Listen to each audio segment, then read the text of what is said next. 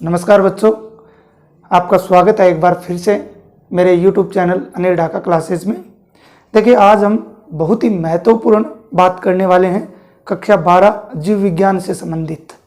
जैसा कि मैंने पहले भी बहुत सारे बच्चों को बताया भी है और बहुत सारों के जो कमेंट थे उनके आधार पर मैंने आपका जो जीव विज्ञान का प्रश्न बैंक है वो तैयार किया है और वो बहुत ही शानदार तरीके से तैयार किया गया है और आपके परीक्षा पैटर्न को ध्यान में रखकर उसको तैयार किया गया है।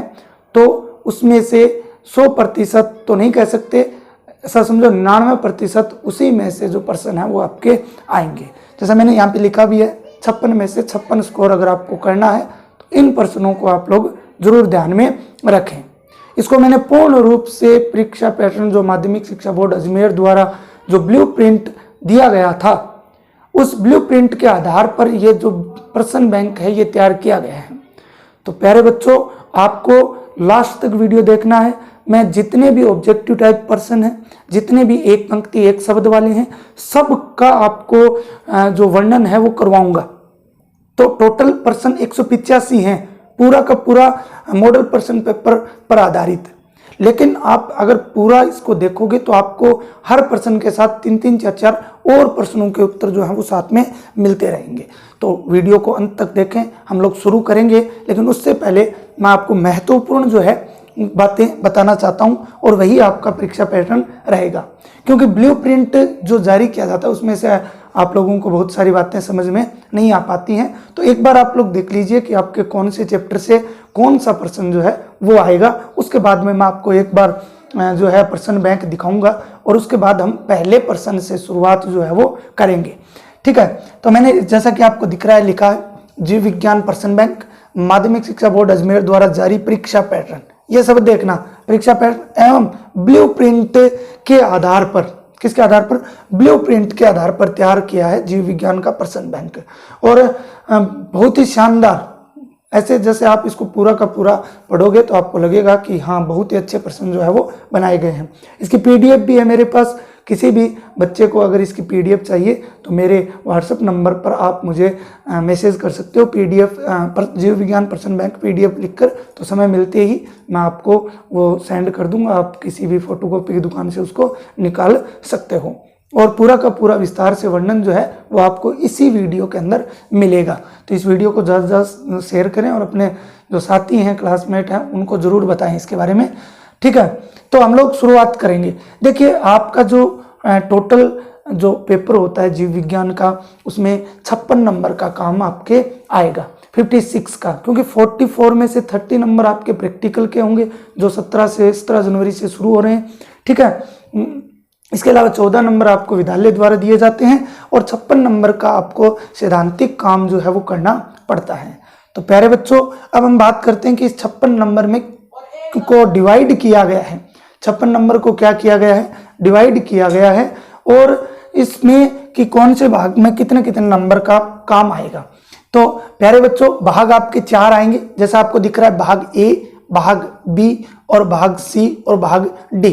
4 भाग आने वाले हैं। चारों भागों को आप लोग ध्यान से देख सकते हो। एक बार इसका आप लोग स्क्रीनशॉट भी रख सकते हो। ठीक है, पूरे का। तो अब शुरुआत करते हैं। आपके भाग ए, ये आपके 21 नंबर का आएगा। ध्यान से सुनना इस बात को, और मैंने इसी पर पूरा का पूरा फोकस किया है प्रश्न बैंक के अंदर, इसी पर पूरा का पूरा फोकस किया है।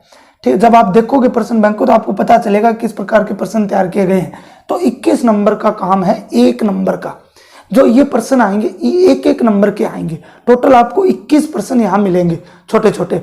ठीक है, प्रश्न नंबर 1, वैसे प्रश्न की बात करें तो आपके प्रश्न नंबर 1 रहेगा, इसमें प्रश्न नंबर 2 रहेगा, प्रश्न नंबर 3, लेकिन इनके छोटे छोटे पार्ट्स जो हैं वो बनाए गए हैं। तो भाग ए 21 नंबर का रहेगा। 1 अंक का काम इसमें आपके रहने वाला है। मैं समय कम लेते हुए आपको जल्दी जल्दी इसके बारे में बता देता हूं। प्रश्न नंबर 1 आपके आएगा बहुविकल्पी प्रश्न। कैसे प्रश्न? जो अवैध वाले हम लोग साधारण भाषा में बोलते हैं। ठीक है, मल्टीपल चॉइस क्वेश्चन जो होते हैं वो प्रश्न आपके आने वाले हैं और वो टोटल 9 आएंगे। पहला अवैध का प्रश्न, देखिए मैंने पूर्ण रूप से लिखा हुआ है, स्पष्ट है कि कौन सा प्रश्न कौन से चैप्टर से आएगा, क्योंकि जो मॉडल पेपर बोर्ड द्वारा जारी किया गया है उसके आधार पे, और ब्लूप्रिंट यही कहता है कि इस चैप्टर से ये प्रश्न आएंगे। ब्लूप्रिंट में तो आपको पता है यही दिया होता है कि 1 नंबर का इस चैप्टर से 2, ये नहीं दिया होता कौन से चैप्टर से कौन सा सीधा आने वाला है। तो मैंने सब तैयार किया है। ये पहला जो है लेसन नंबर 1 से, दूसरा 2 से, तीसरा अवैध का 5 से, चौथा 6 से, और पांचवा 8वें चैप्टर से, और छठा 8वें चैप्टर से, छठा 8वें चैप्टर से, 7वां प्रश्न है 9वें चैप्टर से, 8वां अवैध का 11वें चैप्टर से, और ये आपका आएगा 12वें चैप्टर से 9वां अवैध। ये 9 आएंगे आपके मल्टीपल चॉइस वाले क्वेश्चन जो होते हैं, MCQ बोलते हैं जिन्हें, वो प्रश्न आपके आने वाले हैं। प्रश्न नंबर 2, ये प्रश्न नंबर 1 में 9 पार्ट हैं। प्रश्न नंबर 2 में बात करें तो आपके रिक्त स्थान की पूर्ति करें, किसकी पूर्ति करें, रिक्त स्थान की पूर्ति करें, वो प्रश्न आएंगे जिसमें 4 आएंगे आपके। एक तो आएगा 9वें चैप्टर से खाद्य उत्पादन में वृद्धि और कार्यनीति वाले चैप्टर से, एक आएगा आपके 15वें चैप्टर से बायोडाइवर्सिटी वाले से, एक आएगा आपके वसागति के आणविक सिद्धांत से अर्थात 6ठे चैप्टर से, एक आएगा आपके 14वें नंबर चैप्टर से। कौन से चैप्टर से, 14वें इकोसिस्टम का जो चैप्टर है, पारितंत्र का जो आपके चैप्टर है, उस चैप्टर से आने वाला है। तो ये भी महत्वपूर्ण पार्ट है एक, क्योंकि इसमें सीधी लाइन उठा के देगा एक, और बीच में एक महत्वपूर्ण शब्द को छोड़ देगा। तो ध्यान रखना, ये जो काम है 13 नंबर का, ये बहुत ही जरूरी है। इसके बाद में आगे चलते हैं। प्रश्न नंबर 3, 2 प्रश्न हो गए। 3 में एक शब्द या एक पंक्ति, एक शब्द या एक पंक्ति वाले प्रश्न जो है वो आने वाले हैं, या तो एक शब्द होगा या एक पंक्ति। ये भी 1 नंबर का काम जो है वो रहने वाला है। लेसन नंबर 5 से आएगा पहला, दूसरा लेसन 5 से, तीसरा 8 से, चौथा 9 से, और पांचवा 11 से, छठा 12 से, सातवां 14 से, और 8वां 15 से। तो कहने का मतलब है ये 8 आएंगे, अवैध आपके 9 आएंगे, और रिक्त स्थान वाले आपके 4 आएंगे। तो ये पहला पार्ट आपके टोटल 21 नंबर का बनता है। दूसरे पार्ट की तरफ चलते हैं, भाग ब की तरफ। तो इसमें लघु उत्तरीय प्रश्न आएंगे, ठीक है। टोटल 18 नंबर का काम रहेगा। प्रत्येक प्रश्न आपके 1.5 नंबर का रहने वाला है। प्रत्येक प्रश्न कितने नंबर का रहने वाला है, 1.5 नंबर का जो है वो प्रश्न रहने वाला है इसमें। अब देखिए प्रश्न नंबर क्रम से चलेंगे। 3 प्रश्न इसमें हो गए भाग ए में। चौथा प्रश्न आपके चौथे चैप्टर से, पांचवा प्रश्न चौथे चैप्टर से, छठा प्रश्न 9वें चैप्टर से, सातवां प्रश्न 9वें चैप्टर से। कहने का मतलब है 2-2 प्रश्न आएंगे, चौथे से 2, ठीक है, चौथा 5वां, 9वें से 2, छठा 7वां, 11वें से 2, 8वां 9वां, 10वें 11वें से 2, 10वां 11वां प्रश्न 12वें चैप्टर से, 14वें चैप्टर से 2, 12वां और 13वां, और 15वें चैप्टर से 2, 14वां और 15वां। कहने का मतलब है ये आपके 3-3 नंबर का, 3 नंबर का काम चौथे चैप्टर से इस भाग में, 3 का 9वें से, 11वें से, 12वें से, 14वें से, और 15वें से। तो ये महत्वपूर्ण बात है। ये 1 प्रश्न 1.5 नंबर का रहेगा, ठीक है ना। ये यहाँ पे लिखा है मैंने, 1.5 नंबर का रहने वाला है। तो इस बात पे आप लोग ध्यान देना। इसके बाद में हम लोग बात कर लेते हैं, इधर से बताता हूँ आपको। मैंने यहाँ लिखा है 56/56, बहुत जरूरी है और जरूर आएंगे अगर आप लोग इसको अच्छी तरह से तैयार कर लेते हो। भाग स में आपके 3 प्रश्न आएंगे, 16वां प्रश्न, 17वां प्रश्न, 18वां प्रश्न, और महत्वपूर्ण बात यह है कि आपको अथवा में मिलेंगे, कोई समस्या नहीं, अथवा में आपको मिलेंगे। पहला 16वां प्रश्न इस भाग का पहला, 9 नंबर का टोटल काम होगा, 3 प्रश्न होंगे, 3 नंबर का एक होगा। लेकिन 3 नंबर का कहने का मतलब है केवल 1 प्रश्न नहीं होगा, 2 प्रश्न होंगे। एक नंबर का पूछेगा, उसमें उसी प्रश्न में एक बात 2 नंबर की पूछेगा। तो कहने का मतलब है छोटे ही काम ये है, 16वां प्रश्न 1 नंबर चैप्टर से, अथवा का भी इसी चैप्टर से, 17वां 5वें चैप्टर से, अथवा का भी इसी चैप्टर से, और 18वां प्रश्न 8वें चैप्टर से, और अथवा का भी जो है वो इसी चैप्टर से आएगा। एक बात पूछेगा 1 नंबर की, एक बात उसी प्रश्न में पूछेगा 2 नंबर की। टोटल काम हो जाता है आपके 3 नंबर का। ओके, इसके बाद में हम लोग बात करते हैं आगे चौथे भाग की। चौथे भाग में बात करते हैं चौथे भाग की। तो देखिए चौथे भाग में 2 प्रश्न आएंगे, 19वां और 20वां। 19वां प्रश्न, ये देखिए इस भाग के अंदर अगर हम लोग बात करते हैं तो इसमें क्या रहेगा, इसमें 2 बात तो पूछेगा 1-1 नंबर की, निम्नात्मक बोलते हैं लेकिन ये निम्नात्मक होंगे नहीं। इसमें 3 बातें जो है वो पूछी जाएंगी। कितनी बातें पूछी जाएंगी, 3 बातें जो है वो पूछी जाएंगी।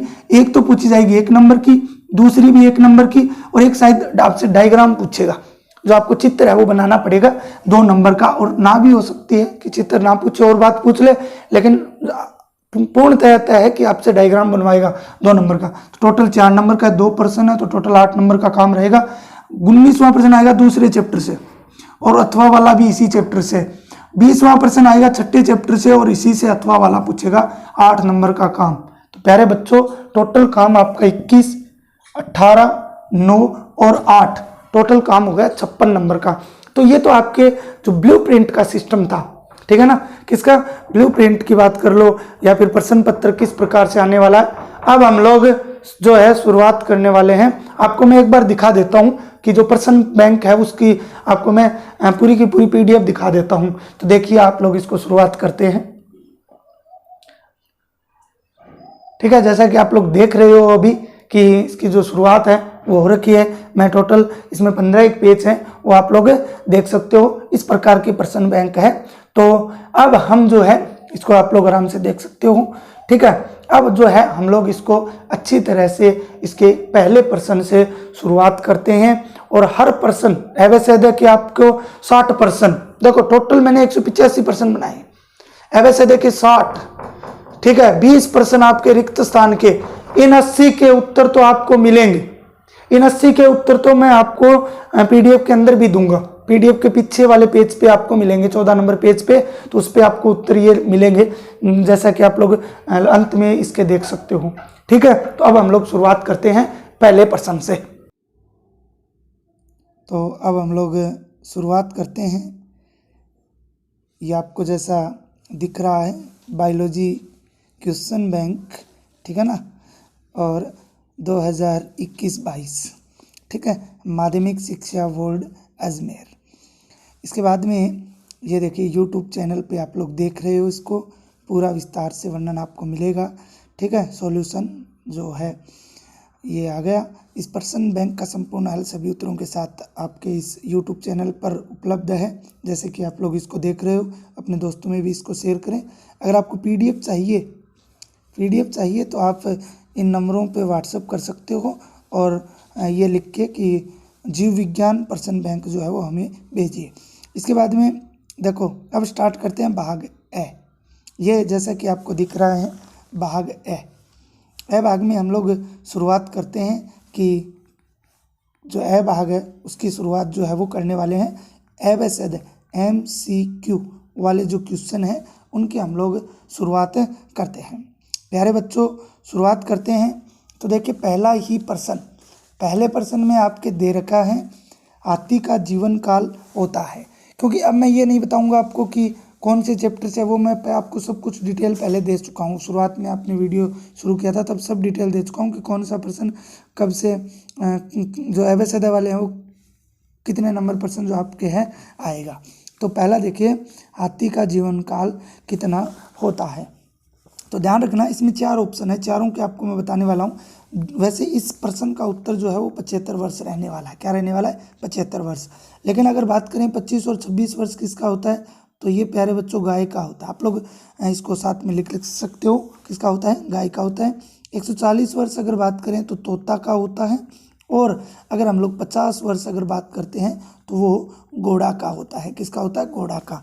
तो एक ही प्रश्न में हमें 4 जो है प्रश्न मिल चुके हैं और उनके उत्तर भी। तो इस प्रश्न का उत्तर होगा 75 वर्ष। आगे बात करते हैं दूसरे प्रश्न की कि ईस्ट उदाहरण है। तो ये आपके हाफ ईयरली एग्जाम में भी इसके बारे में पूछा गया था, तो और मैंने भी ये प्रश्न आपको दिया है। तो ध्यान रखना, ईस्ट की अगर बात करते हैं तो वो किसका उदाहरण है? मुकुलन का उदाहरण है। किसका? मुकुलन का, जिसे हम लोग अंग्रेजी में बडिंग कहते हैं। क्या बोलते हैं? अंग्रेजी में बडिंग जो है वो इसको बोला जाता है, इसका उदाहरण है। तो हम बात करते हैं कि द्विविखंडन का फिर उदाहरण क्या होगा, खंडन का उदाहरण क्या होगा, बीजाणु द्वारा जो जनन होता है उसका उदाहरण क्या होगा। तो प्यारे बच्चों देखिए, मैं आपको एक एक करके सबका बताता हूँ। जैसे द्विविखंडन, जो बाइनरी फ्यूजन होता है, उसका उदाहरण मैंने आप लोगों को, आपने अगर यूट्यूब पर मेरे वीडियो देखे हैं तो मैंने आपको अमीबा करवाया है। इसके अलावा आप लोग साथ साथ लिख भी सकते हो इनको। दूसरा जो है मैंने आपको पैरामेशियम और एक आपको मैंने यूग्लिना करवाया है। ठीक है, ये सब मैंने आपको करवाए हैं किसके, बाइनरी फ्यूजन के। इसके बाद में बात करते हैं हम लोग खंडन के आप लोग याद करो, मैंने आपको मार्केंसिया और ब्रायोफाइटा करवाए हैं। कौन कौन से, मार्केंसिया और ब्रायोफाइटा। जो बच्चे पहली बार मुझे देख रहे हैं चैनल को सब्सक्राइब जरूर करें, और साथ में मेरे पूरे के पूरे वीडियो डाले हुए हैं आप यूट्यूब चैनल पर। आप लोग NCERT 2021-22 सिलेबस लगा के, मेरा नाम लगा कर उसको सर्च कर सकते हो, या आप लोग प्ले लिस्ट में जाकर भी सभी चैप्टरों के अलग अलग तरीके से वीडियो देख सकते हो। बात करते हैं बाई स्पोर द्वारा जनन की अगर बात करें तो क्लेमाइडोमोनास ले सकते हो, क्लेमाइडोमोनास जो सिवाल होती है, और इसके अलावा आप लोग एक यूलोथ्रिक्स बता सकते हो। क्या बता सकते हो, यूलोथ्रिक्स जो है वो बता सकते हो। चलते हैं अगले प्रश्न पे। अगले प्रश्न है बल्ब द्वारा जनन होता है। तो प्यारे बच्चों, बल्ब द्वारा अगर हम लोग जनन की बात करें तो लहसुन में भी होता है, वो भी हमें बल्ब जैसा नज़र आता है।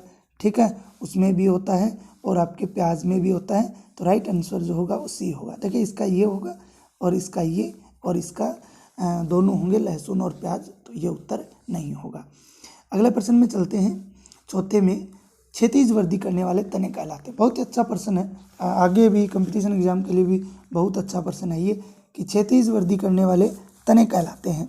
तो इसका जो सही उत्तर होगा, सही उत्तर की अगर हम लोग बात करते हैं कि इसका सही उत्तर क्या होगा, तो इसका सही उत्तर आपके जो है वो है सी, अर्थात बूस्तारी। कौन है, बूस्तारी। लेकिन हम लोग इन बाकी की भी बात करने वाले हैं कि इनकी क्या क्या विशेषताएं हैं। तो इनकी उदाहरण की ही बात करता हूँ मैं। आप लोग ऊपरी भूस्त्री का उदाहरण जो है वो घास याद रखना। आप लोगों को क्या याद रखना है, घास। ठीक है, भूस्त्री की अगर हम लोग बात करते हैं तो इसका आप लोग जलकुंभी याद रख सकते हो, जलकुंभी। ठीक है ना, जलकुंभी, टेरर ऑफ बंगाल।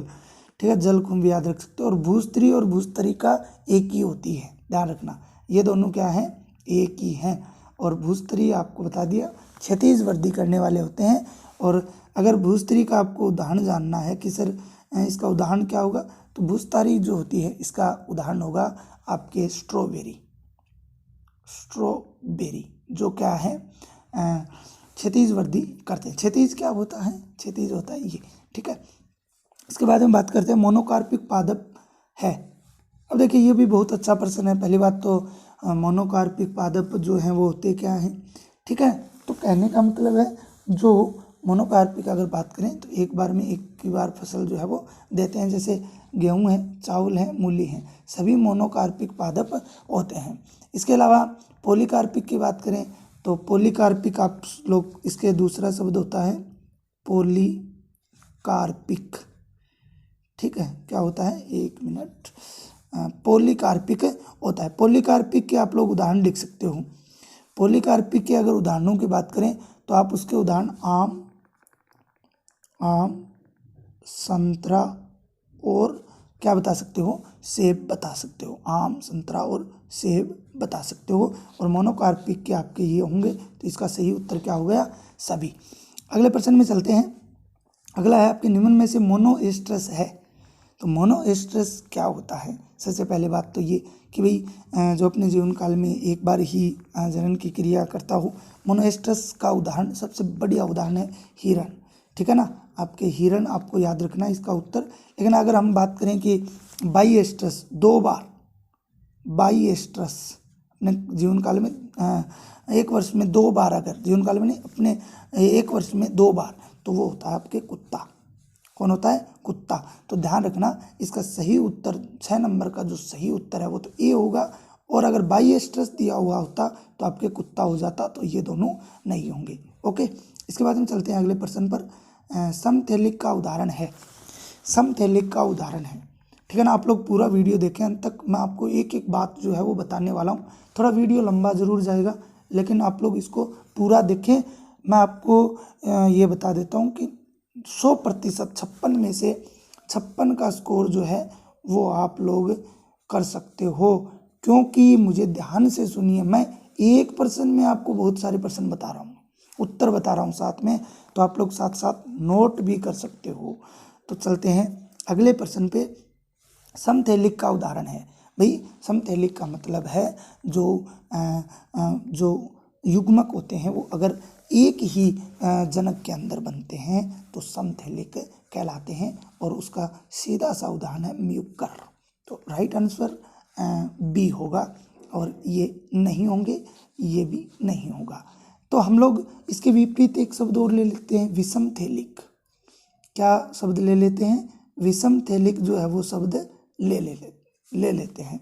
तो उसका उदाहरण जो है वो हो जाएगा आपके मानव।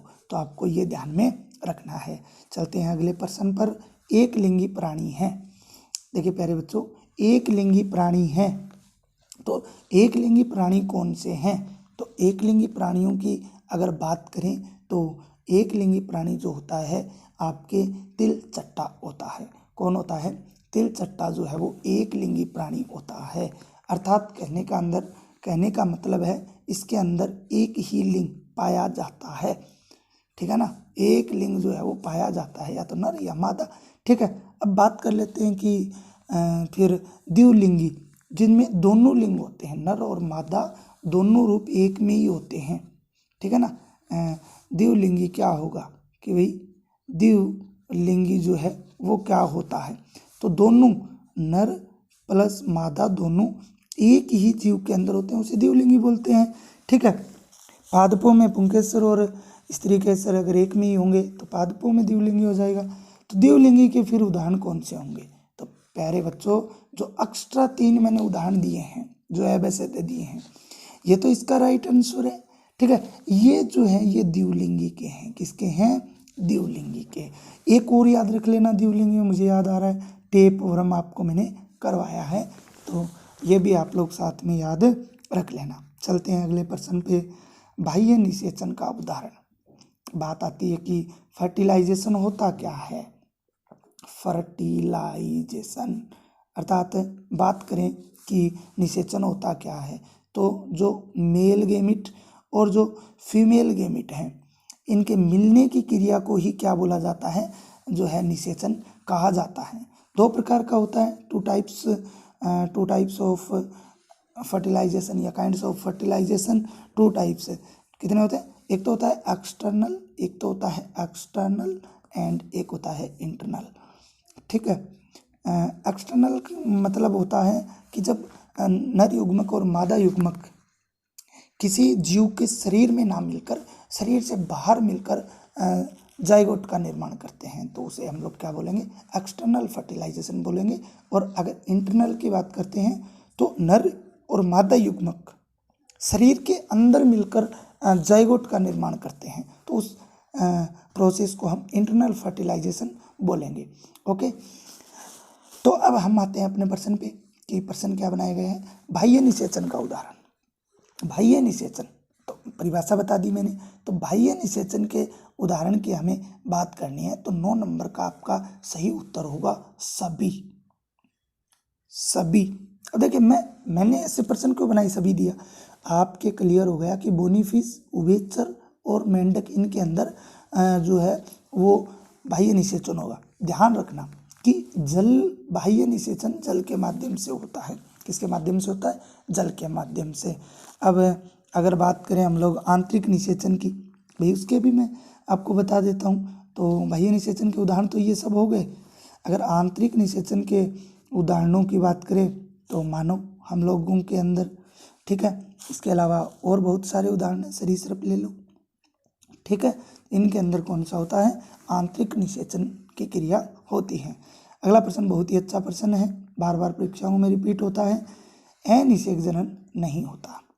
अनिषेक जनन नहीं होता। बहुत ही अच्छा प्रश्न है कि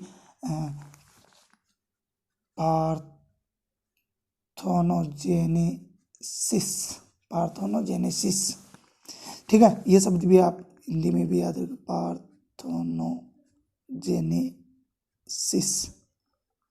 पार्थोनोजेनेसिस की क्रिया क्या होती है? तो जब देखो, शब्द से ही समझना, मतलब नहीं, निषेध मतलब निषेचन। तो बिना निषेचन के ही जब जनन की क्रिया हो जाती है तो उस प्रोसेस को पार्थेनोजेनेसिस बोला जाता है। हमारा प्रश्न है नहीं होता है, जिनमें नहीं होता। तो याद रखना, मधुमक्खी में भी होता है, छिपकली में भी होता है, इसके अलावा रोटीफर्स में भी होता है और कुछ पक्षियों में भी होता है। कुछ पक्षियों में भी अनिषेक जनन की क्रिया जो है वो होती है, जैसे टार्की। Okay, clear. तो बंदर इसका आंसर हो जाए, उत्तर जो है वो हो जाएगा। अनिषेक जनन नहीं होता, इनमें होता है। चलते हैं आगे अगले प्रश्न पर। देखिए, थोड़ा वीडियो जो है वो लंबा होता जाएगा, तो थोड़ा सा जो है आराम से देखते जाएं इसको। थोड़ा सा आप लोग फास्ट करके देख सकते हो। घरेलू मक्खी के युग्मक, बहुत ही अच्छा प्रश्न, ध्यान देने वाला, कि घरेलू मक्खी के युग्मक में उपस्थित गुणसूत्रों की संख्या। कि हाफ ईयरली में एक प्रश्न आया था, हाफ ईयरली में एक प्रश्न पूछा गया कि मानव के युग्मक में गुणसूत्र होते हैं, युग्मक में गुणसूत्र होते हैं। अरे तो एक कोशिका जो होती है, उस एक कोशिका में कितने होते हैं? 46 होते हैं। एक कोशिका में कितने होते हैं? एक कोशिका में कितने होते हैं? एक कोशिका के अंदर 46 होंगे। तो आपको पता है युग्मक होते हैं अगुणित, तो क्या हो जाएगा? आधे। तो उसका 23 आंसर जो है वो राइट होगा। वही यहाँ पे ध्यान रखना, घरेलू मक्खी के युग्मक में। तो सबसे पहले तो हमें घरेलू मक्खी जो है, उस घरेलू मक्खी में हमें पता होना चाहिए कि एक सेल के अंदर कितने गुणसूत्र होते हैं। तो ध्यान रखना, इसमें एक के अंदर 12 होते हैं। तो सीधा सा है, युग्मक में पूछा गया है तो इसके आधे हो जाएंगे 6। तो आपका राइट आंसर हो जाएगा 6। तो 12 तो इसमें टोटल होते हैं, 2n होते हैं, 6 इसके n होते हैं। बात करते हैं 8 किस में होते हैं, तो ध्यान रखना फल मक्खी में। किसमें? फल मक्खी में। तो ध्यान रखना, घरेलू मक्खी और फल मक्खी, इसमें 12 टोटल और इसमें 8। तो आधे आधे पूछे तो फिर क्या हो जाएगा? 4 हो जाएगा। ठीक है, इसके बाद में चलते हैं आगे अगले प्रश्न पर। एक कोष्ठीय परागकोश पाया जाता है। प्यारे बच्चों, जो अब दूसरे चैप्टर के प्रश्न शुरू हो गए हैं आपके, ध्यान रखना। ये यहाँ तक जो है पहले के, बस इम्पोर्टेंट क्वेश्चन जो है वो इतने ही बनते हैं आपके लेसन नंबर 1 से। ठीक है, लेसन नंबर 1 से जो है वो 11 प्रश्न ऐसे देखे, क्योंकि मैंने आपको क्या कहा कि पहला जो आपका प्रश्न आएगा, जैसे मैंने आपको बताया था कि पहला प्रश्न जो आएगा एबेसिडे का वो पहले चैप्टर से आएगा। ठीक है, तो ये 11 मैंने महत्वपूर्ण प्रश्न जो है वो बनाए हैं पहले चैप्टर से, शायद इनसे अलग कुछ नहीं आने वाला है। आगे चलते हैं अगला, एक कोष्ठीय परागकोश। तो दूसरा प्रश्न जो है एबेसिडे का वो दूसरे चैप्टर से आएगा। तो अब दूसरे चैप्टर के महत्वपूर्ण प्रश्नों के ऊपर चलते हैं। एक कोष्ठीय परागकोश पाया जाता है। कभी क्या पूछ रहा है कि एक कोष्ठीय परागकोश जो है वो पाया जाता है। तो प्यारे बच्चों, एक कोष्ठीय परागकोश होता क्या है कि जिस परागकोश में एक कोष्ठ को, अर्थात 2 लघु बीजाणुदानी हो, 2 लघु बीजाणुदानी हो। अब लंबी प्रोसेस है, पूरा चैप्टर मैंने बहुत अच्छी तरह से यूट्यूब पर समझाया हुआ है। तो इसके उदाहरण की बात कर लेते हैं। किस में होता है? तो कपास और भिंडी दोनों में होता है। एक कोष्ठीय परागकोश कपास और भिंडी दोनों में होता है। तो राइट आंसर क्या हो जाएगा? सी। अब बात करते हैं कि भाई द्विकोष्ठीय का पूछ लिया। द्विकोष्ठीय, तो द्विकोष्ठीय याद रख लेना, जो द्विकोष्ठीय की अगर बात करें तो आवर्तबीजीय अधिकतर पादप, आवर्तबीजीय अधिकतर पादप जो होते हैं उनमें ये पाया जाता है। जबकि अगर पूछेगा तो वो एक कोष्ठीय परागकोश का आपसे पूछेगा, तो इसका ध्यान रखना, ये उत्तर होगा। आगे चलते हैं, समय को ध्यान में रखते हुए। परागकण का अंतःचोल बना होता है। तो परागकण का अंतःचोल आपको पता है किस किस का बना होता है? सेलुलोज और पेक्टिन का बना होता है। पेक्टिन इसमें कहीं नाम नहीं है, ठीक है ना, पेक्टिन, सेलुलोज व पेक्टिन का बना होता है, तो ये कहीं नाम है नहीं। तो राइट आंसर ये होगा। स्पोरोपोलेनिन की बात करें तो ये बाह्य चोल होता है, जो आपके अर्धवार्षिक में आया था, खालिस्तान में, बाह्य चोल। ओके, आगे बात करते हैं अगला। परागकणों को किस तापमान पर कई वर्षों तक भाई परागकणों को सुरक्षित रखने के लिए कौन सा जो टेम्परेचर है वो सबसे अनुकूल होगा? तो आपको पता है ये द्रव्य नाइट्रोजन होती है। क्या होती है? द्रव्य नाइट्रोजन होता है। कौन होता है? द्रव्य नाइट्रोजन। और वो कितना होगा? -196 डिग्री सेंटीग्रेड। ठीक है, तो ये आपके इसका राइट आंसर हो गया। ऐसे पुष्प जो बंद होते हैं, देखिए एक तो पुष्प होते हैं बंद, एक तो पुष्प होते हैं बंद पुष्प होते हैं, और एक होते हैं खुले पुष्प। बंद और खुले पुष्प से क्या मतलब है? बंद पुष्प का मतलब होता है कि जो पुष्प है वो उसके जायांग और जो पुंकेसर है वो उसकी जो उसके अंदर रहेंगे, वो ऊपर खुले हुए नहीं होते हैं, तो बंद हो गया। और खुले मतलब खुले हुए। तो बंद पुष्प जो होते हैं उन्हें तो हम लोग क्या बोलते हैं? बंद पुष्प को तो बोला जाता है अनुन्मूल। ये जो शब्द है ये आपका राइट आंसर होगा। और जो खुले होते हैं उनको उन्मिल बोला जाता है। अब कई बार इनके उदाहरण पूछ लेता है, तो जो खुले होते हैं उनमें तो वायोला दे सकते हो उदाहरण। जो बंद होते हैं उनमें आप लोग उदाहरण क्या दे सकते हो? ओक्जेलिस दे सकते हो। कौन कौन सा दे सकते हो? ओक्जेलिस जो है वो उदाहरण दे सकते हो। Okay, clear. अगले क्वेश्चन पे चलते हैं। युक्का पादप का सहसंबंध। अब देखिए ये प्रश्न आपके आया है परागण के कारक या अभिकर्मक। ठीक है, परागण की क्रिया जिनके द्वारा होती है उनसे ये प्रश्न जो है वो आया है। तो युक्का पादप का जो संबंध होता है वो आप सबको पता है सलभ जंतु के साथ होता है। किसके साथ होता है? सलभ जंतु के साथ। ना सरसों के साथ, ना एमोर्फोफेल्स के साथ, और ना ही छिपकली के साथ है। ठीक है, किसके साथ होता है? सलभ जंतु के साथ। क्यों होता है और ये करते क्या है? तो ये भी बता देता हूँ कि सलभ जंतु तो अपने अंडे युक्का पादप के अंडाशय में रखता है। सलभ जंतु अपने अंडे युक्का पादप के अंडाशय में रखता है। क्लियर? ओके। और अब जो सलभ जंतु तो हो गया, युक्का पादप। अब युक्का पादप में ये सलभ जंतु जो आपके पोलिनेशन की क्रिया है वो संपन्न कर देगा, अर्थात परागण की क्रिया संपन्न करता है। तो क्लियर हो गया सहसंबंध। ओके, अगला प्रश्न है प्राथमिक भ्रूणपोष कोशिका का निर्माण होता है। तो देखिए हम बाई फर्टिलाइजेशन पढ़ते हैं। बाई फर्टिलाइजेशन बहुत इंपॉर्टेंट प्रश्न है, आगे भी इसके और प्रश्न आने वाले हैं। चलो हिंदी में लिख देता हूँ। द्विव निषेचन। थोड़ा सा इसको नीचे लिखा हुआ है सब, द्विव निषेचन। ठीक है, तो द्विव निषेचन जब हम लोग पढ़ते हैं तो उसमें देखते हैं कि एक तो होता है सत्य निषेचन, एक होता है कौन सा? मिथ्या। ठीक है, तो सत्य निषेचन के अंदर आप लोग देखते हो कि सेकंड मिथ्या नहीं होता। भाई सेकंड मैं फिर से बताता हूँ आपको। देखिए पहला होता है सत्य निषेचन और दूसरा जो होता है आपका त्रिकसल्यन। ठीक है, इसके अंदर क्या होगा? जो एक नर युग्मक है वो आपके अंड कोशिका के साथ मिलता है और क्या बनाता है? युग्मनज बनाता है। और वो युग्मनज आगे चल के एम्ब्रियो का निर्माण करता है या भ्रूण का निर्माण करता है। Okay, clear. अब सेकंड की बात करें, सेकंड जो आपका त्रिकसल्यन है कि भाई वो क्या करेगा? तो त्रिकसल्यन की अगर बात करते हैं तो त्रिकसल्यन क्या करता है? त्रिकसल्यन में दूसरा नर युग्मक, जो सेकंड नर युग्मक है, मेल गैमेट है, वो किसके साथ मिलेगा? केंद्रीय कोशिका के साथ। ध्यान रखना, केंद्रीय कोशिका के साथ। यही प्रश्न है हमारा। इस केंद्रीय कोशिका के साथ जब मिलेगा तो एक त्रिगुणित प्राथमिक भ्रूणपोष का निर्माण होता है। और वही प्रश्न पूछ रहा है कि प्राथमिक भ्रूणपोष कोशिका, फिर इससे आगे चल के ये तो केंद्र होता है, इसके आगे चल के कोशिका बनती है। तो ये इसका सही उत्तर होगा, ना ये होगा, ना ये होगा, ना ये होगा।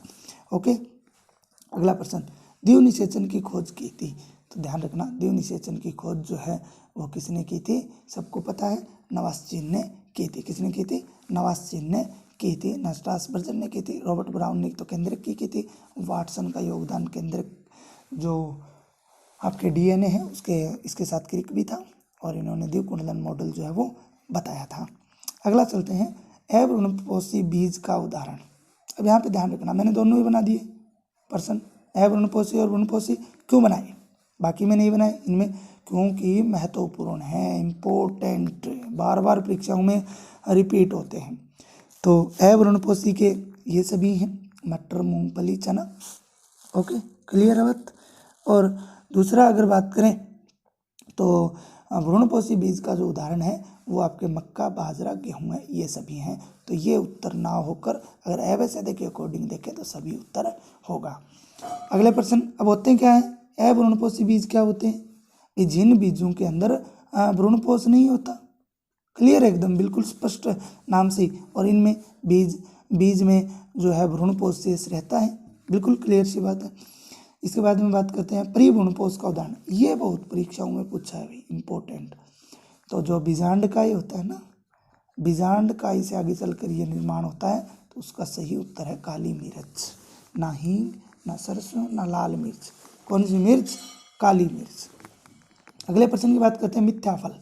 देखिए, एक तो होता है सत्य फल और एक होता है मिथ्या फल। सत्य फल जो होता है वो निषेचन था। सत्य निषेचन ये फल है कि जब अंडाशय से फल बन रहा है तो वो सत्य फल होंगे। जैसे अगर हम लोग उदाहरण लें तो आम ले लो, आम इसका उदाहरण। लेकिन हमें उल्टा पूछा गया मिथ्या फल का उदाहरण। तो सेब और स्ट्रॉबेरी जो होते हैं वो आपके मिथ्या फल, अर्थात अंडाशय से फल का निर्माण न होकर यदि पुष्पासन या अन्य भाग से हो रहा है तो वो क्या होंगे? आपके मिथ्या फल होंगे। बहुभ्रूणता की खोज किसने की थी? तो बहुत ही अच्छा प्रश्न है। सबसे पहले बहुभ्रूणता की जो खोज है वो किसने की थी? लेवेनहॉक ने की थी। किसने की थी? लेवेनहॉक ने। ये जो आपको दिख नहीं रहा ये सवान है भाई, अगला मैंने ऑप्शन बनाया है। तो नवास्चिन तो द्विव निषेचन, लेवेनहॉक बहुभ्रूणता। मतलब जो बीज है उस बीज में एक से अधिक क्या होना? भ्रूण होना। और संतरे के अंदर की थी सबसे पहले, ये भी ध्यान में थोड़ा सा आप लोग रख सकते हो। और जैसा मुझे डेट याद आ रही है शायद या तो 1719 है, ठीक है। तो एक बार चेक कर लेना इसको, 1719 या 1714 जो है वो हो सकती है। तो एक बार आप लोग इसको क्लियर कर लेना। ओके, तो ये बात हो गई। स्ट्रासबर्ग स्वान, ये तो सेल थ्योरी के अंदर था, ठीक है। स्वान जो जंतु वैज्ञानिक था, एक स्लाइडेन इसके साथ और था जो पादप वैज्ञानिक था। अब ये आपके दूसरे चैप्टर के प्रश्न हो गए टोटल, ठीक है। कौन से चैप्टर के हो गए? दूसरे चैप्टर के जो प्रश्न है वो हो गए। और हमें भी लगभग आधा घंटे से ज़्यादा का टाइम जो है वो हो गया, उससे ऊपर ही हो गया, 35-36 मिनट से ऊपर हो गया है, ठीक है।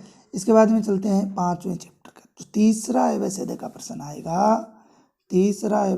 प्रश्न आएगा, वो थर्ड चैप्टर से आएगा। सॉरी, थर्ड चैप्टर तो हमारे है नहीं। तीसरा जो प्रश्न आएगा वो आपके लेसन नंबर 5 से आएगा। कौन से चैप्टर से आएगा? 5 से आएगा। ओके, क्लियर है। पहला प्रश्न देखते हैं। एक संकर संकरण का लक्षण प्रारूप है।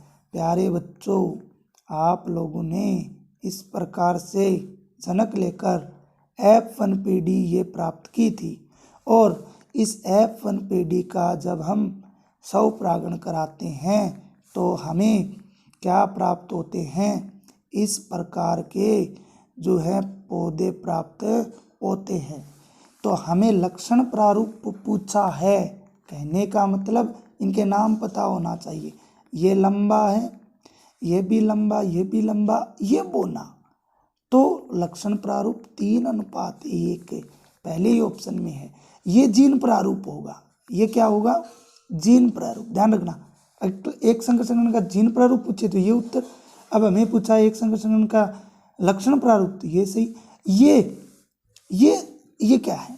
ये है द्विव संकर संकरण का। किसका? द्विव संकर संकरण का। याद रखना, मैं आपको बता देता हूँ 99% ये प्रश्न आता है परीक्षा के अंदर, तो इसका ध्यान रखना। ये किसी का नहीं है, ऐसे ही बना के मैंने रख दिया है। तो तीनों महत्वपूर्ण है ये। क्लियर है। अपूर्ण प्रभाविता का जीन प्रारूप है। अरे भैया, कुछ भी पूछे, चाहे जीन प्रारूप पूछे, चाहे लक्षण प्रारूप पूछे हैं, चाहे जीनोटाइप शब्द दे, क्योंकि जीनोटाइप इसी को बोलते हैं और फिनोटाइप जो है वो इसको बोलते हैं। तो दोनों एक ही होता है। कितना? 1:2:1। दिमाग में बिठा लेना, बाकी वही ऑप्शन है। चलते हैं अगला प्रश्न। रुधिर वर्ग AB के जीन प्रारूप होते हैं। AB के जीन प्रारूप होते हैं। ठीक है, तो देखिए रुधिर वर्ग, पहली तो बात आपको ये पता होना चाहिए कि AB और रुधिर वर्ग जो है उसको I जीन द्वारा नियंत्रित किया जाता है, और इस I जीन के 6 जो है वो जीनोटाइप होते हैं। कितने जीनोटाइप होते हैं? 6 जीनोटाइप होते हैं। कौन कौन से? ए रुधिर वर्ग के 2 होते हैं। ए रुधिर वर्ग के कितने होते हैं? 2 होते हैं। ठीक है, ए रुधिर वर्ग के ये 2 होते हैं। बी रुधिर वर्ग के भी 2 होते हैं जीन प्रारूप। ठीक है, बी रुधिर वर्ग के भी कितने होते हैं? 2 होते हैं। AB का केवल एक रुधिर वर्ग होता है, और O का भी केवल एक रुधिर वर्ग होता है। ओके, तो इस प्रकार हमारा राइट आंसर क्या हो जाएगा? ए हो जाएगा। कौन सा हो जाएगा? ए हो जाएगा। ओके, अगले प्रश्न की बात करते हैं। अगला प्रश्न है, कौन सा जीव ZW एवं ZZ लिंग निर्धारण करता है? देखिए ये भी बहुत ही अच्छा प्रश्न है आपकी परीक्षा की दृष्टि से कि कौन सा जीव ZW, तो इसका उत्तर जो सही होगा वो पक्षी होगा। कीट का जो होता है वो आपको पता है 20+ कौन सा होता है? 20+ जो है XX और 20+ XO। इसके अलावा मानव का आपको पता ही है XX और XY, जो आपके हाफ ईयरली एग्जाम में आया था। मधुमक्खी का भी थोड़ा सा याद रखना, 32 और 16। ठीक है, ये मादा और ये नर का जो है वो होता है, और बाद में इनकी प्रोसेसिंग की क्रिया जो है वो होती है। इसके बाद में चलते हैं अगला, पक्षियों में लिंग निर्धारण करता है। देखिए लिंग निर्धारण कौन करेगा कि नर होगा या मादा, ये तय कौन करेगा? तो पक्षियों के अंदर ध्यान रखना ZW होता है मादा, और ZZ क्या होता है? नर। तो ये तो समान है, कर ही नहीं सकते, तो मादा करेगी। कौन करेगी? मादा। और अगर मानव के अंदर बात करें तो मानव में जो नर होता है वो XY होता है, तो ये भिन्न होता है, जबकि मादा जो होती है वो तो XX होती है। तो वो तय नहीं करती है कि लड़का होगा या लड़की, कौन तय करता है? नर तय करता है। उसी प्रकार पक्षियों में उल्टा होता है, पक्षियों में मादा लिंग का निर्धारण करती है। किस रोग में 12वें लिंग गुणसूत्र में परिवर्तन होता है? तो देखिए 12वें लिंग गुणसूत्र में परिवर्तन के कारण जो रोग हो जाता है उस रोग को क्या बोला जाता है? फिनाइल कीटोन्यूरिया बोला जाता है, जिसमें मानसिक दुर्बलताएं आ जाती हैं, जो PAH है वो एंजाइम जो है वो नहीं बन पाता है। तो ये हम लोग पढ़ चुके हैं विस्तार से। गाइनेकोमेस्टिया संबंधित है। देखिए गाइनेकोमेस्टिया कब होता है? जब 46 + 1 + 2 + 3 हो जाए। ठीक है, 47, 48, 49 गुणसूत्र हो जाते हैं। नर जो है उनमें इनमें स्तन ग्रंथियों का ज़्यादा विकास हो जाता है, जिन्हें हम लोग किन्नर भी कह सकते हैं, क्लाइनफेल्टर सिंड्रोम के अंदर। किसमें? क्लाइनफेल्टर के अंदर। इसके बाद में DNA का न्यूक्लिन नाम दिया था, तो DNA का न्यूक्लिन नाम जो दिया था वो मेस्चर ने दिया था। वाटसन व क्रिक ने, ये ध्यान रखना। अब यहाँ पे 1 मिनट रुको आप, ये यहाँ तक आपके 5वें चैप्टर के प्रश्न हो गए। अब अगले चौथे ABCD की ओर हम लोग चलते हैं, जो आपके 6ठे चैप्टर से आएगा। ठीक है, और क्योंकि टोटल 9 आएंगे तो हम जो है आपके चौथे के अंदर पहुँच गए। चौथे की अगर बात करें तो DNA का जो है वो न्यूक्लिन नाम किसने दिया था? न्यूक्लिन नाम जो है वो किसने दिया था? तो वो मेस्चर ने दिया था। इन दोनों ने तो द्विगुणित संरचना दी थी, और इसने जो जेनेटिक मटेरियल है उसकी खोज से संबंधित प्रश्न जो है सिद्धांत जो है वो दिया था ग्रिफिथ ने। ठीक है ना, जीवाणु का रूपांतरणीय सिद्धांत जो है वो दिया था R2 और R3 बताकर। इसके बाद में आगे चलते हैं। mRNA से प्रोटीन के निर्माण को, प्यारे बच्चों, एक आप लोग पढ़ते हो सेंट्रल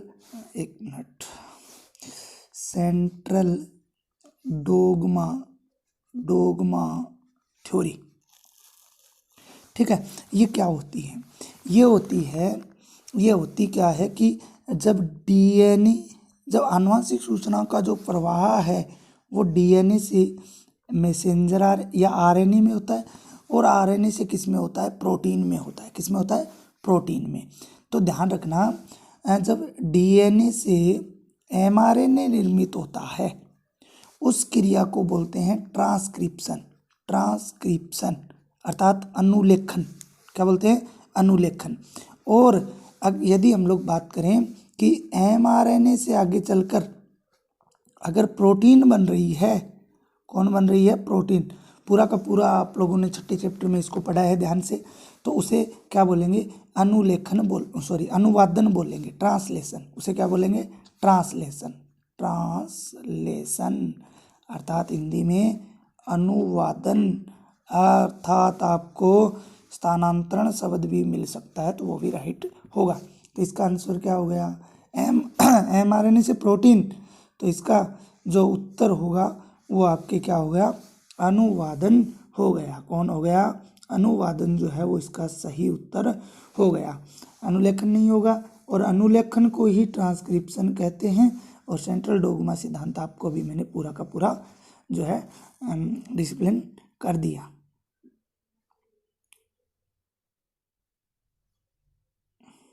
इसके बाद में अगला जो है लिंकर स्टोन किसे कहते हैं।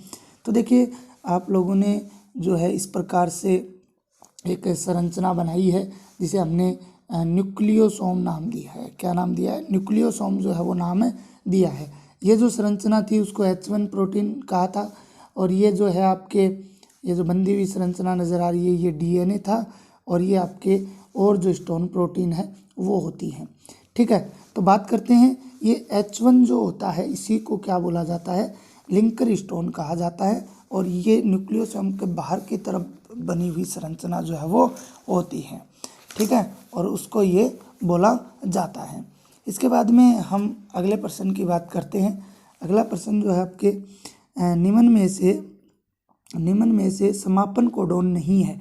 तो समापन कोडोन नहीं है, समापन, देखिए समापन कोडोन मैंने 3 बताए थे आपको, UAA, दूसरा UAG, UGA, ये नहीं है, क्योंकि इसको प्रारंभन कोडोन बोला जाता है। क्या बोला जाता है, प्रारंभन कोडोन।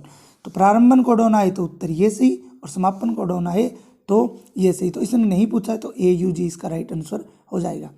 सभी मनुष्यों में लगभग कितने प्रतिशत क्षार समान होते हैं, तो 99.9%, तो ये राइट आंसर होगा। सबसे कम जीन किस गुणसूत्र में पाई जाती है, सबसे कम जीन, तो वो Y गुणसूत्र में पाई जाती हैं। इसका राइट आंसर क्या होगा, Y या B। अगला है मलेरिया रोग से प्रभावित अंग है। तो मलेरिया का पूरा मैंने बहुत शानदार तरीके से रोग के बारे में बताया कि मच्छर काटता है, खून में जाता है, जो स्पोरोजोइट संक्रमण अवस्था है वो फिर ग्लाइकोजन की तलाश में लीवर में जाती है। तो पहला तो हो गया लीवर को, फिर जनन के कारण फट जाता है, फिर RBC में जाती है। तो 2 ही हैं, तो 2 इंटेस्टाइन के अंदर ये नहीं जाता है। ठीक है, लास्ट में लार ग्रंथियों द्वारा बाहर होता है। एक हीमेजोइन नामक पदार्थ भी स्रावित होता है। ठीक है ना, ये भी आपसे प्रश्न पूछ सकता है, हीमेजोइन। ये जब बनता है, जब RBC फट जाती है तब ये पदार्थ उत्पन्न होता है, और तभी मलेरिया के लक्षण उत्पन्न होते हैं। फाइलेरिया, ये भी फाइलेरिया है, ध्यान रखना, थोड़ा सा इस प्रकार से लिखा हुआ है। फाइलेरिया कर्मी से होने वाला रोग, तो फाइलेरियसिस बोल सकते हो, हाथी पाँव बोल सकते हो, हस्तपाद बोल सकते हो। ठीक है, एलिफेंसियसिस बोल सकते हो। तो बहुत सारे नाम है फाइलेरिया कर्मी, लेकिन फाइलेरिया कर्मी का नाम क्या होता है, तो वो होता है वुचेरेरिया ब्रेंकोफटाई। ओके, तो ये हो गया। एस्केरिस की अगर हम लोग बात करें तो एस्केरियसिस नामक जो एस्केरिस रोग जो है वो उससे एस्केरियसिस रोग होता है, इससे एस्केरिस कर्मी से। पेस्टिस आप लोग जानते हो, अमीबी पेचिस, और न्यूमोनिया स्ट्रेप्टोकोक्स न्यूमोनी द्वारा होता है। आगे चलते हैं, मादा के प्रथम स्तन्य में पाई जाने वाली प्रतिरक्षी। तो प्रथम स्तन्य क्या होता है, पहली बात तो ये, अब कुछ को ये भी नहीं पता है। तो जो मादा प्रसव की क्रिया के बाद जो दूध उत्पन्न करती है, जो शिशु उसे पीता है, ठीक है ना, नवजात शिशु, उसी को प्रथम स्तन्य कहा जाता है। और उसमें IgA होती है प्रतिरक्षी। कीमोथेरेपी के दुष्प्रभाव हैं, तो देखिए ध्यान रखिए, बाल भी झड़ जाते हैं, रक्त की कमी भी हो जाती है, कमजोरी भी हो जाती है, सभी। लेकिन कीमोथेरेपी है क्या? कीमोथेरेपी एक इंटरफेरोन नामक प्रोटीन है जो कैंसर रोगी को उपचार के लिए दी जाती है। तो कैंसर होने से बाल नहीं झड़ते। बाल कब झड़ते हैं? जब कीमोथेरेपी नामक इंटरफेरोन नामक प्रोटीन जो है वो ली जाती है। ओके, क्योंकि कीमोथेरेपी में एक प्रोटीन दी जाती है औषधि के रूप में। इसके बाद में भांग पादप का वैज्ञानिक नाम है, तो भांग पादप का वैज्ञानिक नाम होता है कैनेबिस स्टाइविया। इसका पूरा नहीं लिखा मैंने, सेटाइवा। तो वंश और जाति दोनों क्लियर हो गई आपकी। एरिथ्रोजाइलम क्या? इससे तो भैया कोको जो कोला है वो प्राप्त होता है, कोक। ठीक है, ये पादप है। पेपेवर सोमेनिफेरम से आपको पता ही है। अफीम का वैज्ञानिक नाम। अगला प्रश्न है मियादी बुखार। तो मियादी बुखार पे तो मैंने अलग से वीडियो भी बना रखा है, टाइफाइड। ठीक है ना, इसे मियादी बुखार बोला जाता है। न्यूमोनिया, स्ट्रेप्टोकोक्स न्यूमोनिया द्वारा। पोलियो हो गया, और अमीबिता आपको पता ही है, एंट अमीबा स्टोलिटिका। कैंसर निदान की तकनीक है, दो तकनीक होती हैं कैंसर निदान की, CT स्कैन और एक MRI। ठीक है ना, CT स्कैन और एक क्या हो गई, MRI। तो इसमें ऑप्शन केवल MRI है। मैग्नेटिक रेजोनेंस, अगर बात करें MRI के पूरे नाम की, तो इसका पूरा नाम MRI का मैग्नेटिक रेजोनेंस इमेजिंग। ठीक है ना, ये इसका पूरा नाम हो जाएगा। इसके बाद अगर हम लोग बात करें अगले प्रश्न की, तो ये अगले चैप्टर से आएगा। फिर आपका अगला जो प्रश्न है, छठा जो प्रश्न आएगा, क्योंकि ये 8वें चैप्टर के हो गए रोग वाले के। अब जो प्रश्न आएगा वो आपके 9वें चैप्टर से आएगा, खाद्य उत्पादन में वृद्धि और कार्य नीतियाँ। प्रश्न है बीकानेरी एवीज और मेरिनो रेम्स, ठीक है, से प्राप्त नस्ल है। तो ये भेड़ की नस्ल है भैया। ठीक है, तो इनसे प्राप्त जो है वो इस्सरडेल होती है। कौन होती है? इस्सरडेल। कौन होगी? इस्सरडेल। ये बीकानेरी एवीज भेड़ है और मेरिनो रेम्स जो है ये मेढा है। ठीक है, इनका जब क्रॉस करवाया जाता है तो इस्सरडेल प्राप्त होती है। उत्तक संवर्धन के लिए पौधे को किस भाग को? तो एक्सप्लांट, और एक्सप्लांट को हिंदी में क्या बोलते हैं? कर्तोत्तक। कैलस क्या होगा? जब कर्तोत्तक को माध्यम में डाल दिया जाता है तो कोशिकाओं का समूह बन जाता है, उसी को कैलस बोला जाता है। तो दोनों को याद रखना। निम्न में से कौन सी किस्म मिर्च की चिल्ली मोजेक विषाणु प्रतिरोधी होती है? चिल्ली मोजेक विषाणु प्रतिरोधी होती है। तो ये एक टेबल है, इसको पूरा का पूरा आपको याद करना है, और इसका उत्तर जो होगा आपके पूसा सदाबहार। अगले प्रश्न पे चलते हैं। जैव प्रौद्योगिकी का जनक, फादर ऑफ बायोटेक्नोलॉजी, अगले चैप्टर से आ गई। 11वें चैप्टर से अब आ गया आपका एबेसेडे का 7वां प्रश्न। तो एबेसेडे का 7वां प्रश्न जो है वो अब आपके 7वां प्रश्न है वो 9वें से ही आएगा, और ये एबेसेडे का 8वां प्रश्न है जो आपके कौन से चैप्टर से आएगा? 11वें से। जैव प्रौद्योगिकी का जनक माना जाता है, तो एबेसेडे से 9वें चैप्टर से 2 आएंगे। जैव प्रौद्योगिकी का जनक माना जाता है तो वो पोल वर्ग को माना जाता है। किसको माना जाता है? पोल वर्ग को जो है वो माना जाता है, ध्यान रखना। कार्ल एरेकी की अगर बात करें तो इन्होंने सर्वप्रथम शब्द दिया था, सर्वप्रथम जो बायोटेक्नोलॉजी है या जैव प्रौद्योगिकी जो है वो शब्द दिया था। एगारोज माध्यम किससे प्राप्त किया जाता है? तो ये समुद्री शैवाल और समुद्री घास दोनों से प्राप्त किया जाता है। 3 नंबर ऑप्शन इसका राइट आंसर होगा। पुनर्योजित डीएनए को प्रपोषी कोशिका में पहुंचाने के लिए किस धनाइन का उपयोग किया जाता है? तो वो कौन सा धनाइन होता है जिसका उपयोग किया जाता है? तो आप सबको पता है वो कैल्शियम होता है। कौन होता है? कैल्शियम होता है। PCR तकनीक की खोज जो है वो किसने की थी? Polymerase chain reaction. पूरा नाम क्या होता है? Polymerase chain reaction. ओके, तो कैरी मुल्लिस नाम के विद्वान थे, उन्होंने किया था। पोल वर्ग आपको बता ही दिया, और क्रिक ये लिविनहोक होंगे नहीं। ठीक है, PBR में क्षारक युग्म होते हैं, तो PBR जो प्लाज्मिड होता है, कौन सा? सॉरी, यहाँ पे कुछ इश्यू आ गया है, 1 मिनट, अभी ओके है, ठीक है। अभी भी इसमें थोड़ा सा आ रहा है, चलो ठीक है। अब देखो पीबीआर में जो प्लाज्मिड होता है, पीबीआर प्लाज्मिड, उसके अंदर 4361 होते हैं, तो बी आंसर राइट होगा। बीटी कपास में पाई जाने वाली जीन को बीटी जीन या क्राई जीन कहते हैं, तो ए और बी दोनों राइट आंसर होगा। मक्का वेदक के प्रति प्रतिरोधी है, तो क्राई सेकंड ए बी, क्राई सेकंड ए बी, तो 53 में आपके आ जाएगा ए ऑप्शन। 54 की बात करते हैं, जीन उपचार का सर्वप्रथम प्रयोग कब किया गया था? तो आप सबको पता है 4 वर्षीय बालिका में किया गया था, 4 वर्षीय बालिका में किया गया था 1990, ठीक है। अगला चलते हैं, पोलियो के टीकों की जांच के लिए सर्वप्रथम किस जंतु का, तो चूहों की जो है चूहों को जो है प्रयोग किया गया था।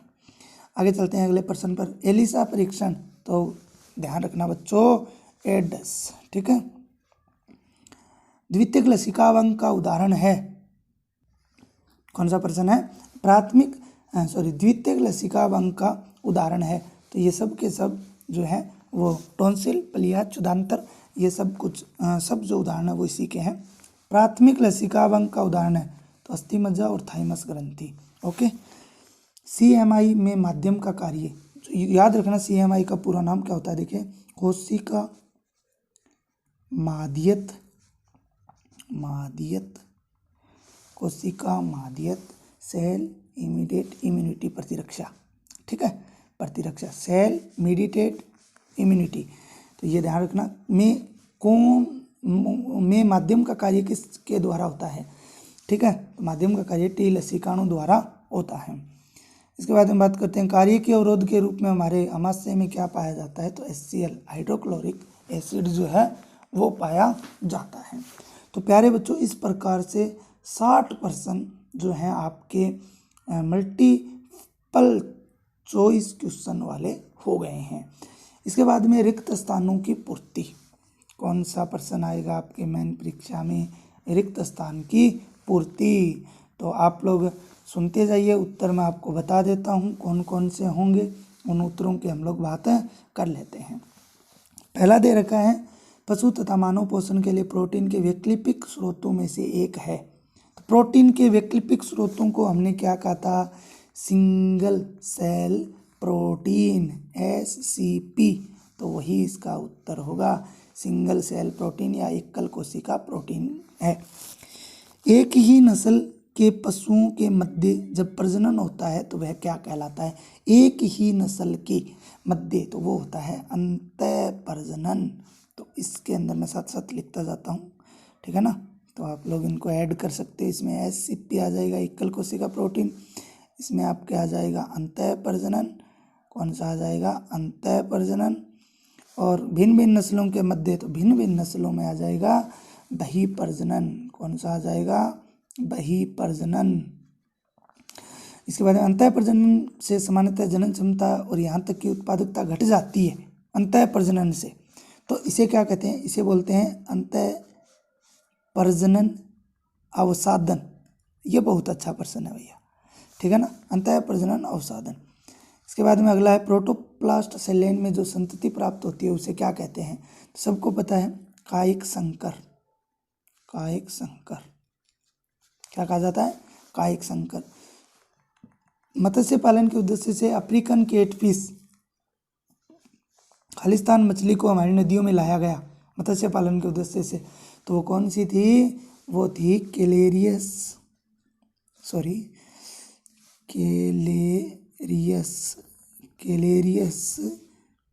गेरीपाइनस, ठीक है, ये आप लोग नाम लिख सकते हो।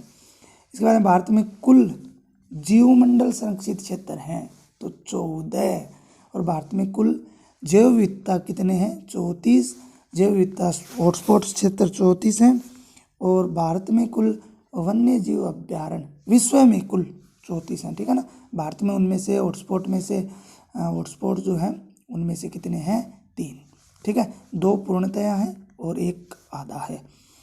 भारत में कुल वन्य जीव अभ्यारण्य है तो 448, तो जीवमंडल संरक्षित क्षेत्र तो 14 और वन्य जीव 448।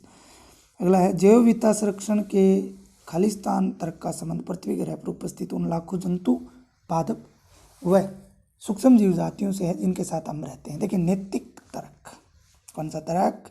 नैतिक। हमने 2-3 तर्क जो है वो पढ़े थे, जिसमें से नैतिक तर्क इसका ऑप्शन होगा। धनात्मक आवेशित क्षारीय प्रोटीन का समूह होता है जिसे कहते हैं, तो धनात्मक आवेशित क्षारीय प्रोटीन का समूह जिसे आप लोगों को पता है स्टोन बोलते हैं, स्टोन्स। क्या बोलते हैं? स्टोन्स। अगला है प्रतिकृति हेतु डीएनए कुंडली छोटे छोटे भागों में खुलते हैं जिसे क्या कहते हैं? तो प्यारे बच्चों उसे प्रतिकृति द्विशाख कहा जाता है। प्रतिकृति द्विशाख कहा जाता है, प्रतिकृति द्विशाख कहा जाता है। इसके बाद में 72 नंबर प्रश्न की बात करते हैं। तो कूटलेखन अनुक्रम या अभिव्यक्त अनुक्रमों को क्या कहा जाता है? तो कूटलेखन अनुक्रम व अभिव्यक्त अनुक्रमों को वैयक्तिक कहा जाता है। वैयक्तिक क्या कहा जाता है? वैयक्तिक या एक्सोन बोल सकते हो, एक्सोन। अगला है 73 नंबर। एक प्रकूट केवल एक एमिनो अम्ल का कूटलेखन करता है, इस कारण से यह क्या होता है? असंदिग्ध। बहुत ही अच्छा शब्द है, असंदिग्ध एवं विशिष्ट। ठीक है। इसके बाद में आगे चलते हैं। मनुष्य को ज्ञात सबसे बड़ी जीन में बड़ी जीन खालिस्तान में 2.4 करोड़ क्षार मिले हैं, तो कौन सी है? डिस्ट्रोफिन। कौन सी है? डिस्ट्रोफिन जीन सबसे बड़ी, जिसमें 2.4 करोड़ क्षार मिले हैं। 2% से कम जीनोम का 2% से कम जीनोम जो है का कूटलेखन करते हैं। 2% से कम जीनोम प्रोटीन का कूटलेखन करते हैं। किसका? प्रोटीन का। कूटलेखन शब्द ही हमारे 6ठे चैप्टर में इसी के लिए है, प्रोटीन संश्लेषण के लिए। वंशागत उत्परिवर्तन की अगर बात करें,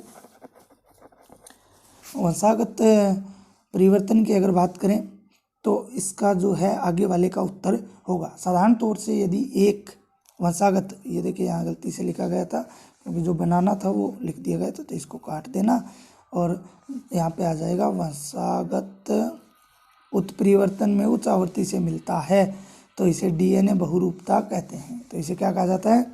डीएनए बहुरूपता।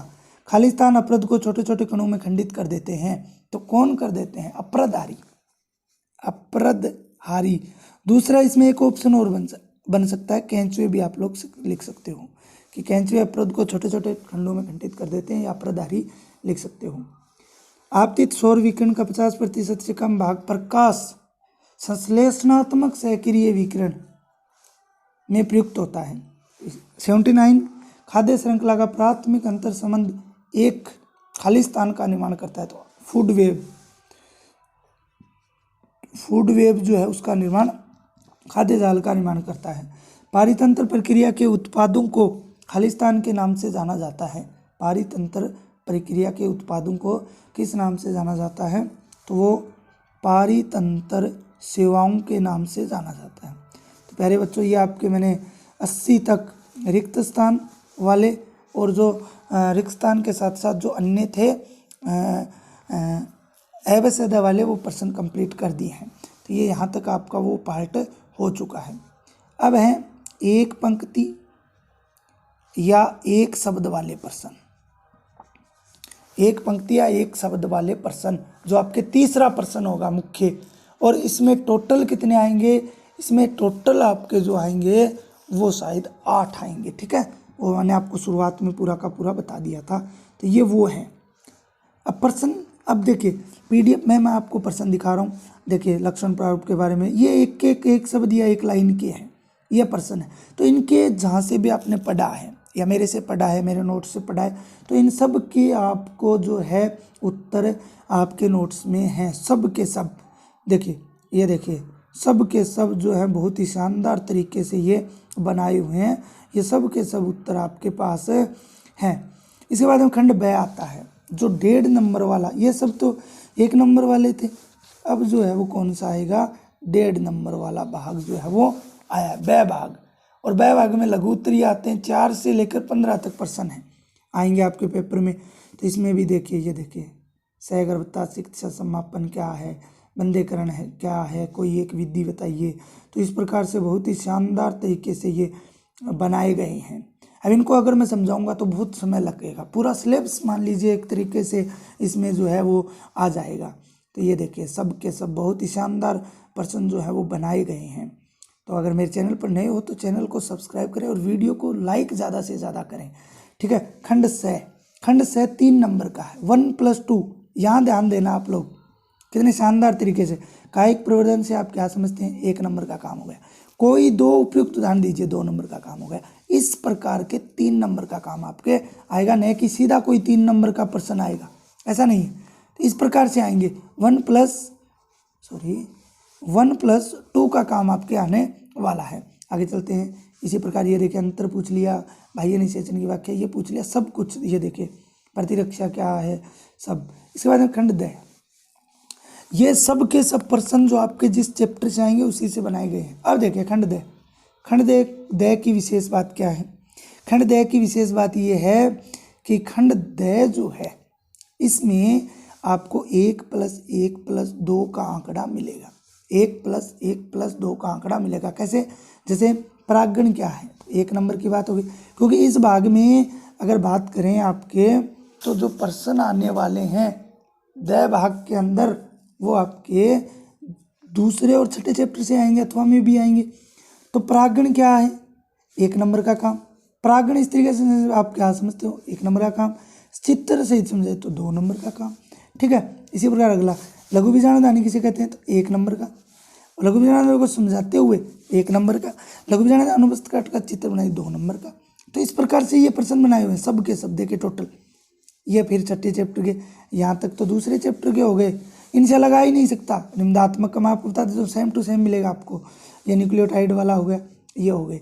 तो प्यारे बच्चों इस प्रकार से टोटल 185 जो हैं मैंने प्रश्न बनाए हैं। 99.99% का काम, मतलब 56/56 का काम आपका हो जाएगा इससे। लेकिन उसके लिए आपको बहुत ज़्यादा मेहनत करनी पड़ेगी, इन सब को याद करना पड़ेगा, तभी आप लोग जो है वो कर पाओगे। इसके बाद में मैंने लास्ट में लिखा भी है, PDF अगर आपको प्राप्त करनी है तो इन नंबरों पे आप व्हाट्सएप करके और PDF प्राप्त कर सकते हो। आपको मैसेज में लिखना है जीव विज्ञान प्रश्न बैंक PDF, तो आपको प्राप्त हो जाएगी। तो प्यारे बच्चों सब्सक्राइब माय यूट्यूब चैनल। जो आप अभी ये वीडियो देख रहे हो अपने दोस्तों को भी इसके बारे में शेयर करें। अब आपको एक बहुत बड़ी खुशखबरी, इन सब के उत्तर देखिए, उत्तर माला आप लोग देख सकते हो। ये थोड़ा सा इश्यू आ गया, कोई बात नहीं है। ये देखिए उत्तर माला मैंने खुद अपने हाथों से ये आपको बना के दिए हैं सब कुछ। ये जो बीच में दे रखा है ये मेरा यूट्यूब चैनल का लोगो है। इसके बाद में ये देखिए, ये तो एबेसदा वाले हो गए 60, ये आपके हो गए खाली स्थान वाले। तो 80 के तो आपको उत्तर इसके अंदर ही मिल जाएंगे। बाकी सब के पास नोट्स जो हैं वो आपके हैं। ये जो है चैनल का है, इसको सब्सक्राइब जो है वो ज़रूर करें, ठीक है। और ये मेरे अगर कोई भी स्टूडेंट नया है मेरा वीडियो देखना चाहता है तो वो भी देख सकता है। NCERT बायोलॉजी स्तर 2021-22 क्लास 12, इसमें मैंने 66 वीडियो डाल रखे हैं। कितने वीडियो, 66। ये देखिए, ये आपको परिचय NCERT का शुरुआत का परिचय जो मिलेगा, ठीक है, जो बहुत सारे बच्चों ने देखा है। इसके बाद में पहले चैप्टर का इस प्रकार से आपको सब मिल जाएंगे इसके अंदर, 66 के 66। तो ये इतना ही दे रखा है। तो प्यारे बच्चों ये हमारा प्रश्न बैंक था। फिर भी अगर कोई समस्या इस कोई भी प्रश्न में आपको आए तो आप लोग कमेंट करके उस प्रश्न का उत्तर पूछ सकते हो। तो बहुत बहुत धन्यवाद। वीडियो को ज़्यादा से ज़्यादा शेयर करें और पढ़ते रहें, मस्त रहें, व्यस्त रहें। धन्यवाद।